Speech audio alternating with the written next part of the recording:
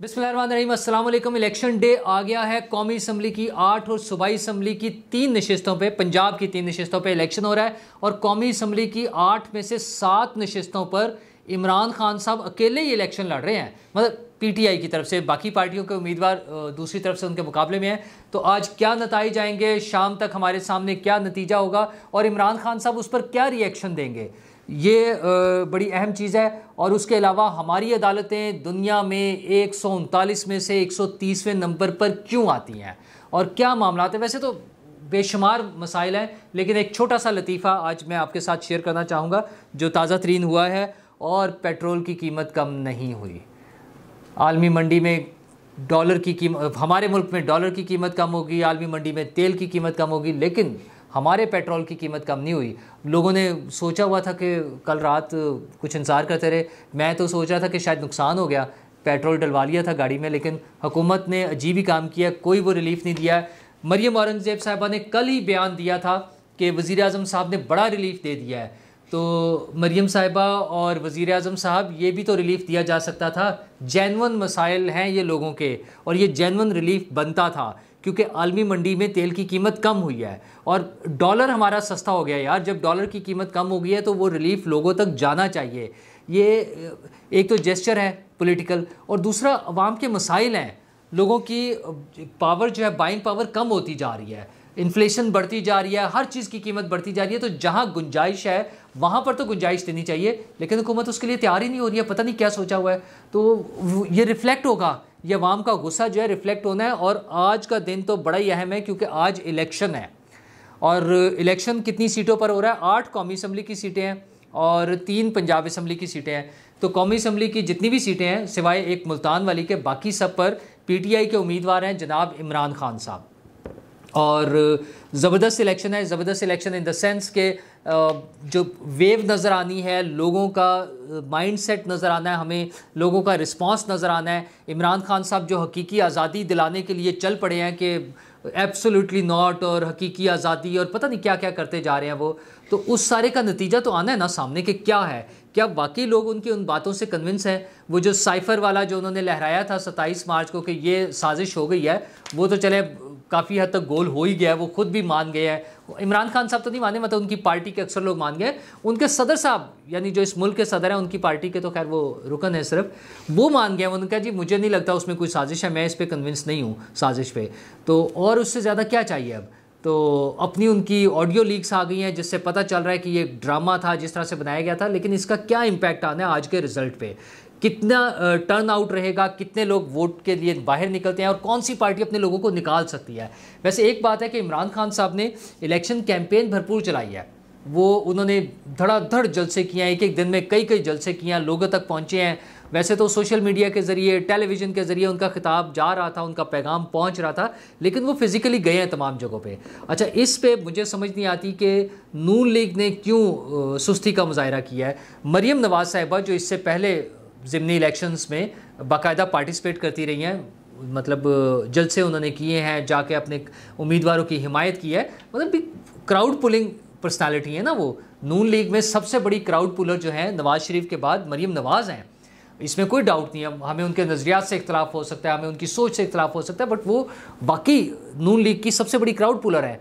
तो वो एक बड़ा सवाल है जो मुख्तलिफ हलकों में, इवन नून लीग के हलकों में इस पर बात होती है कि मरियम नवाज़ साहिबा क्यों नहीं गई हैं। मतलब फैसलाबाद का जो हलका है, आबिद शेर अली साहब जहाँ से इलेक्शन लड़ रहे हैं, करीबी फैमिली मेम्बर है ना, उनके करीबी फैमिली वो रिश्तेदार हैं, तो उसमें भी नहीं गई हैं वो। मतलब अपने उम्मीदवारों को सपोर्ट करने के लिए उनको जाने की ज़रूरत थी। हमजा शहबाज जा सकते थे, अब तो उनके पास पोर्टफोलियो नहीं है ना वज़ीर आला वाला, तो वो भी जा सकते थे, वो भी नहीं गए हैं। मतलब ये अजीब व गरीब सी सूरत है। उसके बावजूद जो सर्वेज आ रहे हैं उसमें पोजीशन ऐसी नहीं है कि वो कोई क्लीन स्वीप वाली है। आप ये देखें कि हबीब अकरम साहब जैसा बंदा जो है, मुल्तान की नशिस्त उनको जितवा रहा है पीपल्स पार्टी को, तो वो शाह महमूद कुरैशी साहब की साहबजादी के मुकाबले में यूसुफ रज़ा गिलानी साहब के साहबजादे जो हैं वो इलेक्शन लड़ रहे हैं। वैसे तो मौरूसी सियासत, इमरान खान साहब जिस पे सबसे ज़्यादा शोर मचाते थे, वो शाह महमूद कुरैशी साहब की बेटी को टिकट दे रहे हैं। उनका बेटा भी, बेटी भी, सारी फैमिली जो है ना, और सिर्फ शाह महमूद कुरैशी वो एक अकेले केस नहीं है। پرویز خٹک صاحب ہیں اور بہت سارے کیسز ہیں جس میں پوری فیملی جو ہے ان کے تمام بھائی بہن بیٹا بیٹی میاں بیوی باپ بیٹا سب کو ٹکٹ مل رہے ہیں. وہ لوگوں کو سناتے تھے کہ موروثی سیاست کے خلاف, اب وہ بھول گیا, اب تو انہیں صرف ایک امریکہ یاد آتا ہے. تو امریکہ نے بھی خیر اچھی تو نہیں کیا ہمارے ساتھ, اب تازہ ترین بھی جو صورتحال آ رہی ہے. لیکن بہرحال الیکشن کل ہے. ایک تو پیپلز پارٹی کے لیے چانس ہے ملتان کی سیٹ جیتنے کا, لیکن خیر وہاں پہ عمران خان صاحب خود مقابلے میں نہیں ہے. اس کے علاوہ جو ہے پنجاب میں ننکانہ صاحب والی سیٹ جو ہے وہ ایک چانس ہے کہ شاید عمران خان صاحب ہار جائیں. وہاں ٹف کمپٹیشن ہے, ابھی تک کی جو رپورٹس ہیں اس کے مطابق بڑا ٹف کمپٹیشن ہے, تو وہاں سرپرائز مل سکتا ہے عمران خان صاحب کو. اصولاً تو جو ٹیکنیکلی دیکھا جائے پی ٹی آئی کی سیٹیں تھیں, یہ تمام سیٹیں پی ٹی آئی کی ہیں, تو انہیں وہاں سے جیت جانا چاہیے. اے کوئی بھی کینڈیڈیٹ ہوتا ان کا. بی عمران خان صاحب خود الیکشن لڑ رہے ہیں, مطلب کوئی بھی کینڈیڈیٹ جب پارٹی میدان میں اتارتی ہے تو وہاں پر ہر حلقے میں ایک سے زیادہ کینڈیڈیٹ ہوتے ہیں جو چاہتے ہیں کہ ہمیں ٹکٹ مل جائے, تو ان کے آپس کے اختلافات, کوئی سپورٹ کرتا ہے کوئی نہیں کرتا, کوئی کس اینگل سے جا کے کرتا ہے, یہ ساری اس میں گنجائش ہوتی ہے پارٹی کا ووٹ ٹوٹنے کے لیے. لیکن جب پارٹی لیڈر عمران خان صاحب خود الیکشن لڑ رہے ہیں تو وہ ووٹ ٹوٹنے والی پاسبلٹی ختم ہو گئی ہے تقریباً. اب تو صرف یہ دیکھنا ہوگا کہ کیا ان کا سارا ووٹر باہر نکلتا ہے ووٹ ڈالنے کے لیے, اور اگر وہ نکل آتا ہے تو پھر دوسری پارٹیوں کے لیے جیتنا مشکل ہو جائے گا, اور اگر وہ نہیں نکلتا تو پھر عمران خان صاحب کے لیے سرپرائز ہوگا. جیسے میں کہہ رہا ہوں ننکانہ صاحب والی سیٹ جو ہے وہ ان کو ایک سرپرائز دے سکتی ہے. اسی طرح کراچی میں ملیر کراچی والی جو سیٹ ہے وہاں پہ حکیم بلوچ صاحب جو ہے پیپلز پارٹی کے کینڈیڈیٹ, اگین وہ ایک مضبوط کینڈیڈیٹ ہے. وہاں پر چانس ہے کہ پیپلز پارٹی انہیں سرپرائز دے, اور حکیم بلوچ صاحب اتنے مضبوط کینڈیڈیٹ ہیں, وہ کسی بھی پارٹی کی طرف سے الیکشن لڑ کے وہ جیتنے کی پوزیشن میں ہوتے ہیں. اس سے پہلے انہوں نے جیتا بھی ہوا الیکشن. اسی طرح مردان اور چارسدہ کے جو حلقے ہیں کے پی میں وہ تھوڑے سے سرپرائزنگ ہو سکتے ہیں عمران خان صاحب کے لیے. مردان کا حلقہ تو اس حوالے سے بھی دیکھیں, آپ کو یاد ہوگا جب انہوں نے وہاں پہ تقریر کی ہے عمران خان صاحب نے جا کے, تو وہ اپنے جو اوپوننٹ ان کا کینڈیڈیٹ ہے اس کی بڑی تعریفیں کرتے رہے ہیں. مطلب تھوڑا سا ہوتا ہے نا سائیکولوجیکل پریشر میں انہوں نے اپنے آپ کو شو کیا ہے. تو یہ دو حلقے ہیں جہاں سے سرپرائزنگ رزلٹ آ سکتا ہے. بہرحال کسی بھی سیٹ سے عمران خان صاحب کا خود ہار جانا جو ہے ان کے بیانیے کے لیے ایک بڑا دھچکا ہوگا. وہ جو ہے نا کہ تمام لوگ ان کے ساتھ ہیں, اور عمران خان صاحب نہ صرف پاکستان کے سب سے بڑے لیڈر ہیں بلکہ مسلم امہ کے سب سے بڑے لیڈر. پی ٹی آئی نے جو انہیں بنایا ہوا ہے نا اپنے جھوٹے سچے سرویز اور رپورٹس کر کے جیسے بھی کر رہے ہوتے ہیں, تو ان کی بنیاد پہ بظاہر تو یہ لگتا ہے کہ انہیں ساری سیٹیں جیتنی چاہیے, لیکن الیکشن ہی ہوتا ہے. اور آخری دن کا جو کام ہوتا ہے الیکشن ڈے کا, وہ کینڈیڈیٹ کے ہاتھ میں آتا ہے اصل میں. لوگوں کو نکالنا, لے کر آنا, ووٹنگ کرانا, مطلب وہ پولنگ بوتھس تک لے کے جانا, ٹرانسپورٹ اور یہ ساری چیزیں, وہاں پہ کینڈیڈیٹ کا بڑا رول ہوتا ہے. تو عمران خان صاحب کے کتنے چاہنے والے نکلتے ہیں یہ آج شام تک جو ہے وہ سارے نتیجے ہمارے سامنے ہوں گے رات تک, اور ہمیں پتہ چل جائے گا. ایک بات مت بھولیے گا, عمران خان صاحب اگر ساری سیٹیں بھی جیت گئے ملتان والی سمیت, اور اسی طرح صوبائی اسمبلیوں کی بھی جہاں وہ خود الیکشن نہیں لڑ رہے ہیں, وہ سب سیٹیں بھی جیت گئے, تو انہوں نے ایک ہی رونا ہے کہ الیکشن کمیشن نے بڑی دھاندلی کی ہے. جو ان کے مخالف ووٹ امیدواروں کو کوئی 500 1000 10,000 جتنا بھی ووٹ ملے گا, وہ کہیں گے یہ تو ساری دھاندلی ہے. اور جیتنے کے بعد بھی, اور اگر خدا نہ خواستہ ہار گئے جس کے کچھ سیٹوں پہ چانس ہے, تو پھر تو انہوں نے چھت تو نہیں ہوگی خیر, وہاں کھڑے ہوں گے وہ آسمان تلے, آسمان سے جا کے لگنا انہوں نے اچھل کے کہ جناب دھاندلی ہو گئی ہے, اور الیکشن کمشنر کی جو پھر انہوں نے کلاس کرنی ہے, جو گالم گلوچ کرنی ہے, اور جو انہیں سنانی ہے, وہ آپ خود بھی اندازہ کر سکتے ہیں. اور جناب عدلیہ کے حوالے سے جو میں نے بات کی, دنیا میں جب عدلیہ کا انڈیکس بنتا ہے تو پاکستان اس میں بہت نیچے آتا ہے. لاسٹ جو رپورٹ آئی تھی اس میں پاکستان 130ویں نمبر پہ تھا, 139 میں سے 130واں نمبر. مطلب اتنا بڑا سارا اگر ہم لگائیں تو وہ قابل شرم بات ہے ہمارے لیے. کیوں ہے اس کی وجہ یہ کہ انصاف نہیں ملتا لوگوں کو. اور اس میں مختلف نمبرز دیے ہوئے تھے کہ مختلف کیٹیگریز میں کرمنل جو کیسز ہیں اس میں کون سا نمبر ہے, اور سول میں کیا ہے, اور اس طرح کی ساری چیزیں. ہماری اعلیٰ عدلیہ میں تو پولیٹیکل کیسز پہ تو خیر بہت وہ شور میں تھا, اس میں بھی بہت سارے کیسز پینڈنگ پڑے رہتے ہیں. بھٹو کی پھانسی کا کیس جو ہے وہ ریویو پٹیشن جو ہے آج تک نہیں اس کو کوئی سن رہا, پتہ نہیں کیا مسئلے تھے اس میں. وہ پیپلز پارٹی نے کیا کوشش لیکن نہیں سنا جاتا. اچھا, اور وہ کیس ہے جس کے لیے justice Naseem Hasan Shah on record کہہ چکے ہیں کہ ہم پر بڑا پریشر تھا اور ہم نے پریشر میں فیصلہ دیا, لیکن کوئی سننے کو تیار ہی نہیں ہے. اچھا جی, اب تازہ ترین واقعہ جس وجہ سے میں یہ ذکر کر رہا ہوں وہ ہے سندھ ہائی کورٹ کا. 3 دن پہلے آپ کو پتہ ہے جمعرات کو وہ ایک بریک ڈاؤن ہوا پورے ملک میں بجلی کا، اور بجلی چلی گئی، سندھ ہائی کورٹ کی بھی بند ہوگی بجلی. تو اس پہ سندھ ہائی کورٹ نے بلا لیا کے ای کو، کراچی الیکٹرک کمپنی کو. اچھا یہ بھی بڑا ایک آسان ٹارگٹ ہوتا ہے لوگوں کے لیے نا، کسی بھی کمپنی کو بلا لینا نا. تو انہیں بلا کے انہیں جھاڑا جھوڑا. اور جو رپورٹ ہوا ہے یہ آپ کے سامنے ہے، اس کی سما کی رپورٹ. سما نے جو رپورٹ کیا کہ ان کے سی او کے وارنٹ ایشو کر دیے عدالت نے، قابل ضمانت تھے ویسے تو، کہ ان کو گرفتار کر لیا جائے گا. اچھا اور پھر بعد میں واپس بھی لے لیا یقین دہانی پر کہ ان کی بجلی آئندہ سے بند نہیں ہوگی. اچھا جبکہ اندر خان نے جو اصل سٹوری ہے وہ یہ ہے کہ انہوں نے ایک بڑا لمبا چوڑا جواب داخل کرایا، ابھی اس کی تفصیلات آ جائیں گی جو سورسز سے پتہ چلی ہیں. وہ یہ کہ کے ای نے اپنے جواب میں یہ کہا کہ جی ہم کچھ نہیں کر سکتے. ہم ظاہر ہے کے ای کیا کرے، کے ای بجلی پروڈیوس نہیں کرتی کمپنی جو ہے کراچی الیکٹرک کمپنی، وہ صرف ڈسٹریبیوشن کمپنی ہے. قومی گرڈ سے جو ان کے پاس بجلی آتی ہے وہ آگے فارورڈ کر دیتے ہیں. اچھا جب قومی گرڈ میں وہ آگئی خرابی آ گئی ہے اس میں، تو وہ آگے کہاں سے دیں گے جب بجلی آئی نہیں. اچھا بجلی سٹور تو ہوتی نہیں ہے کہ انہوں نے اپنے پاس الگ سے رکھی ہوئی تھی تو تھوڑی سی ہائی کورٹ کو دے دی جائے. لیکن پتہ نہیں کیسے بغیر سوچے سمجھے ایسی چیزوں پہ نوٹس ہو جاتے ہیں اور وہ کر لیا جاتا ہے.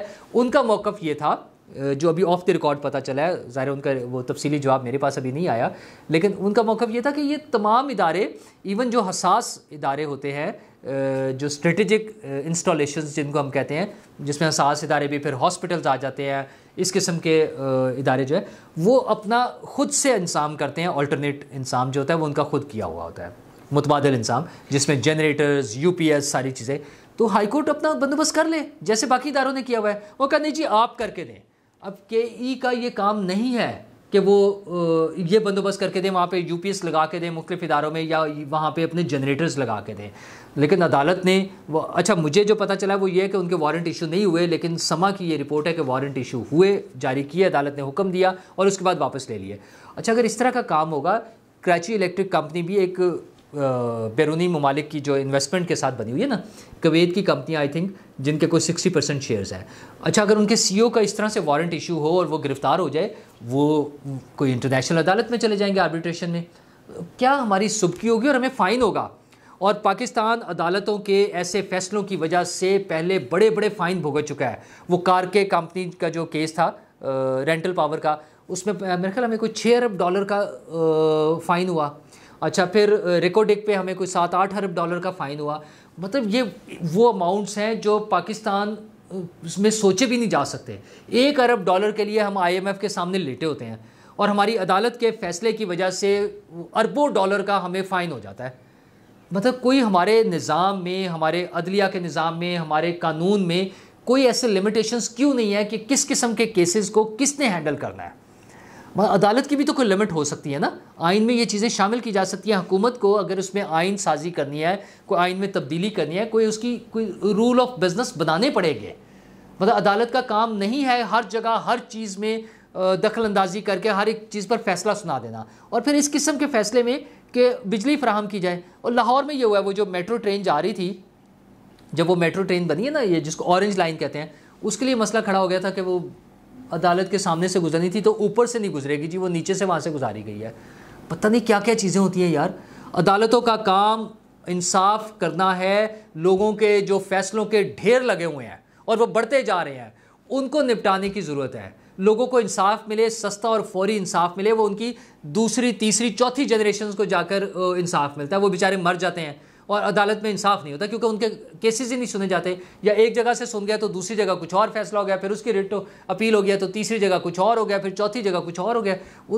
نپٹتے ہی نہیں ہیں. جو بھی جج ریٹائر ہوتے ہیں اعلیٰ عدالتوں سے، وہ جب تقریر فرماتے ہیں اس میں یہی بتاتے ہیں کہ یار وہ جو ہے نا، اس کا سپیڈی کرنا چاہیے، عدالتوں کو جلدی فیصلے کرنے چاہیے، سستا انصاف ہونا چاہیے، فوری ہونا چاہیے. اور دوسری طرف عدالتوں کے اعلیٰ عدالتوں کے جج بیٹھ کر ٹیلی ویژن پہ یہ انٹرویو دیتے ہیں کہ ہم پہ بڑا دباؤ تھا جی، ہم نے تو دباؤ میں فیصلے. بندے کو پھانسی لگوا دیا ہے، ایک بندے کو نااہل کروا دیا، ایک کو جیل میں ڈلوا دیا، اور بعد میں بتا دیتے ہیں بیٹھ کے بڑے شرمساری کی، شرمسار تو خیر نہیں ہوتے، معصوم سی شکل بنا کے کہ جی دباؤ بڑا تھا.